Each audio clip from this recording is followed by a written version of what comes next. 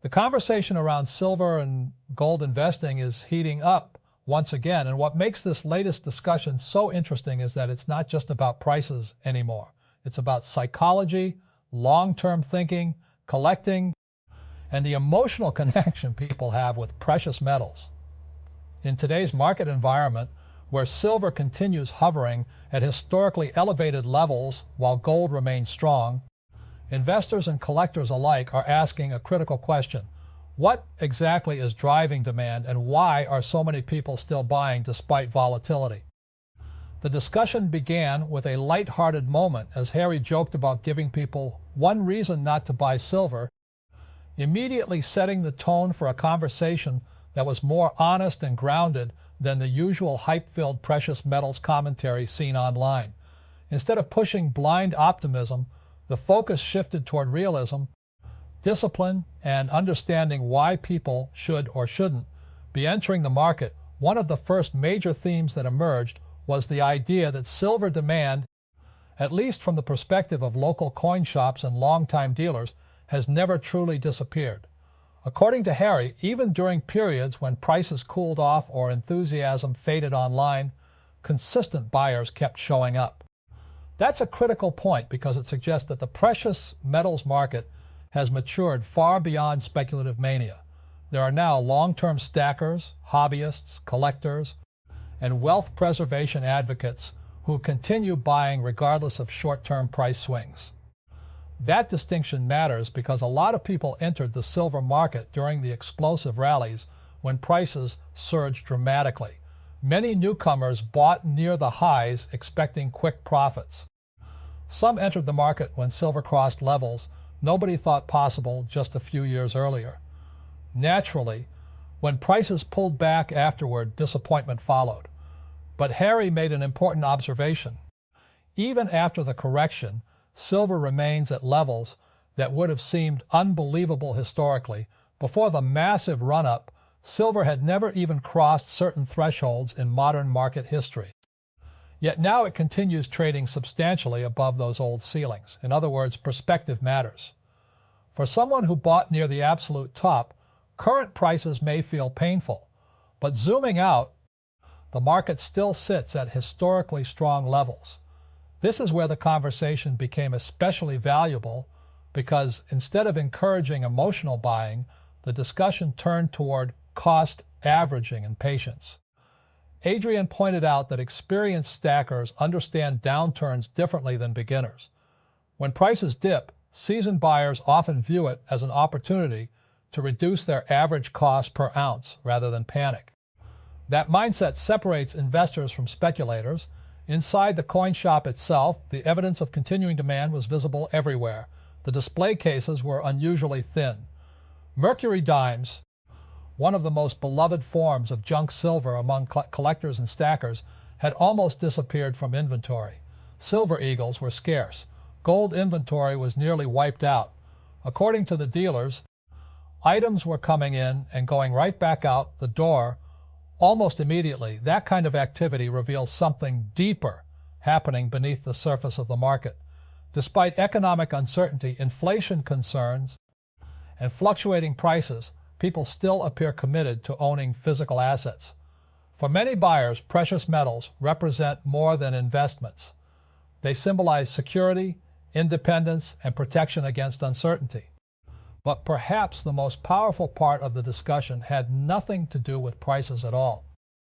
Harry shared a story about an elderly customer who came into the shop with his daughter carrying a list of Roosevelt dimes he needed to complete coin albums he had been building for years. Instead of rushing through the interaction, Harry spent nearly an hour going through tray after tray of coins with him, searching for missing dates and mint marks. The experience reminded everyone listening that coin collecting is not merely about wealth accumulation. It is also about joy, nostalgia, history, and human connection. The customer's excitement over finding coins for his collection transformed what could have been an ordinary business transaction into something deeply meaningful.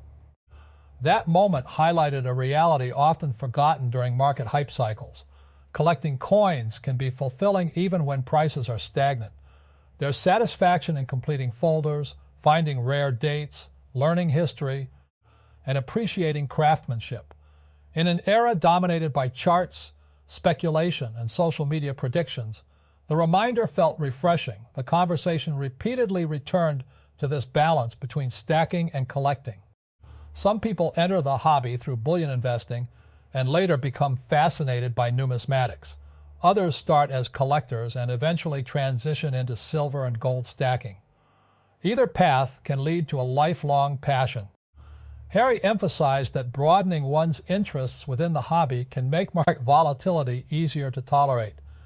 If someone's entire emotional experience depends solely on spot prices rising every day, disappointment becomes inevitable.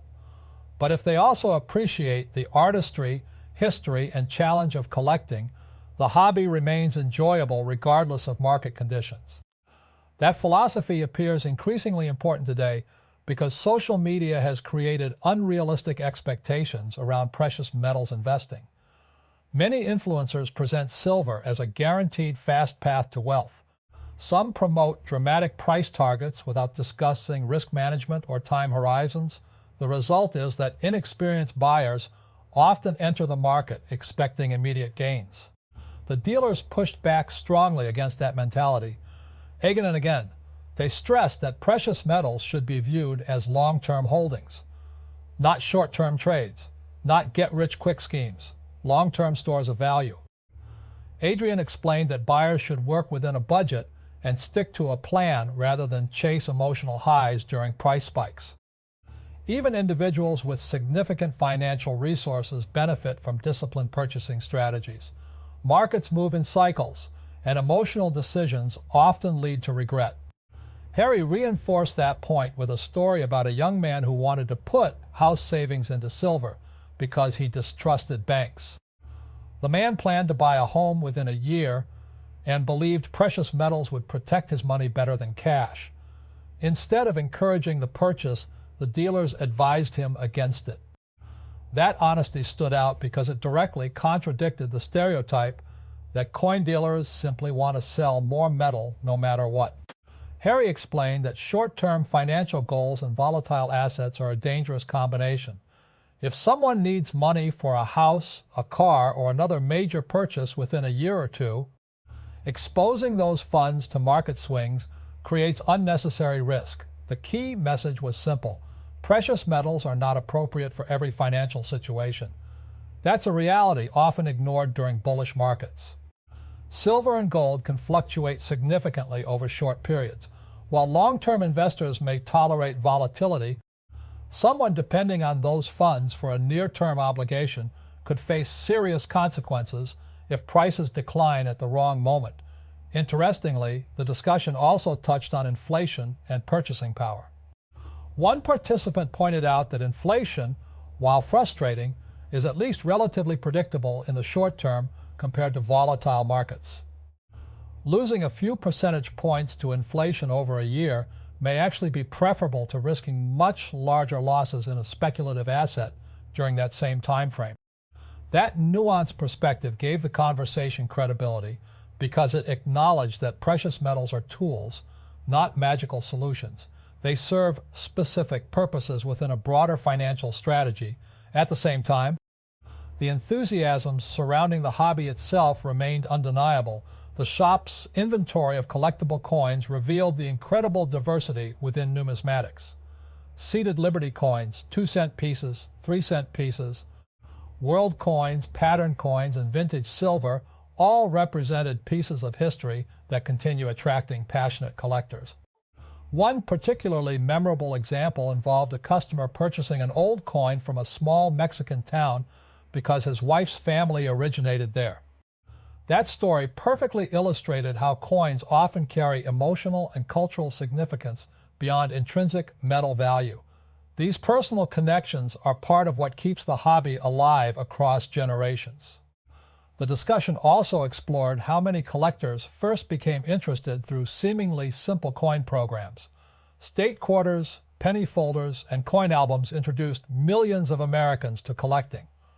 For many people, those childhood experiences eventually evolved into deeper interest in silver, gold, and rare coins. The mention of the America the Beautiful 5-ounce silver quarters served as another reminder of how collectible and bullion markets frequently overlap. These large silver coins combine artistic appeal, government backing, and substantial silver content, attracting both investors and collectors simultaneously. Another fascinating part of the conversation centered around custom mechanical watches being sold at the shop. At first glance, it seemed unrelated to precious metals, but the connection became obvious quickly. Much like coin collecting, handcrafted watches appeal to people who appreciate craftsmanship, detail, and tangible assets. The watches were reportedly assembled individually by a young craftsman who built each movement by hand. Harry compared them to bespoke suits, custom-made, personal, and unique. The underlying message was clear. There remains strong demand for physical objects that embody skill, authenticity, and permanence in a world increasingly dominated by digital experiences. That same desire likely contributes to continuing interest in physical silver and gold. Owning tangible assets creates a psychological comfort digital numbers in bank accounts often cannot provide. Coins can be held, admired, passed down, and collected. They connect owners to history and to each other. Back on the investment side, however, supply and demand dynamics remained impossible to ignore. The shop's gold inventory had nearly vanished. Harry noted that a tray filled with gold coins disappeared before lunchtime the previous day. Silver inventory also remained thin despite ongoing buying activity from the public. That steady turnover suggests that physical demand continues absorbing available supply efficiently, at least at the retail level. While paper market prices dominate headlines, local coin shop activity often provides a more direct glimpse into grassroots sentiment. And right now, grassroots sentiment appears surprisingly resilient. Even after dramatic price volatility, people continue purchasing silver and gold steadily. According to the dealers, many customers simply work the plan, buying consistently regardless of short-term fluctuations. That disciplined approach may ultimately prove more effective than attempting to time every market move. History repeatedly shows that emotional investing tends to fail, especially in volatile sectors like precious metals. Another subtle but important point involved enjoyment. The dealers repeatedly encourage buyers to purchase items they genuinely enjoy looking at. Silver eagles, historical coins, collectible pieces. These items provide satisfaction even during market downturns. If an investor can appreciate the beauty and craftsmanship of their holdings, temporary price declines become easier to tolerate emotionally.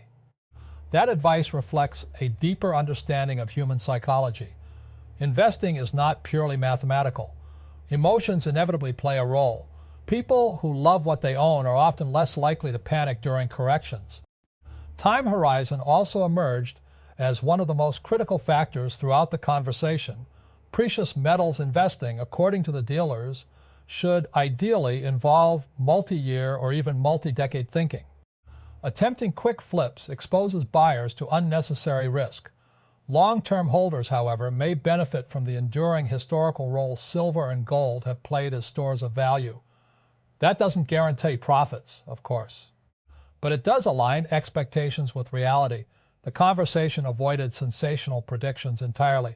There were no promises of imminent financial collapse or overnight riches.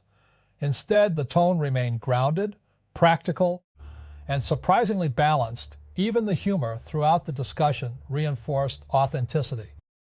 Jokes about trying to spend giant 5-ounce silver quarters at Walmart or giving away homemade cookies with coin purchases created an atmosphere that felt human rather than overly corporate.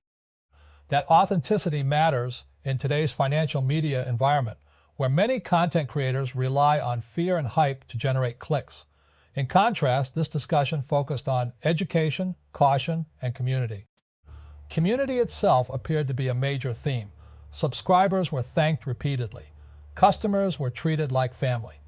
Stories about helping collectors complete albums emphasized relationships over transactions. The coin shop wasn't portrayed merely as a business, but as a gathering place for people sharing common interests. That sense of belonging likely explains why so many collectors remain passionate about the hobby for decades. In the end, the biggest takeaway from the entire discussion may be that silver and gold ownership should be approached thoughtfully, patiently, and personally. For some people, precious metals serve as long-term financial insurance. For others, they represent historical artifacts and collectibles. For many, they are both. But perhaps most importantly, the conversation reminded viewers that no investment should dominate financial planning emotionally or financially. Discipline matters. Time horizon matters.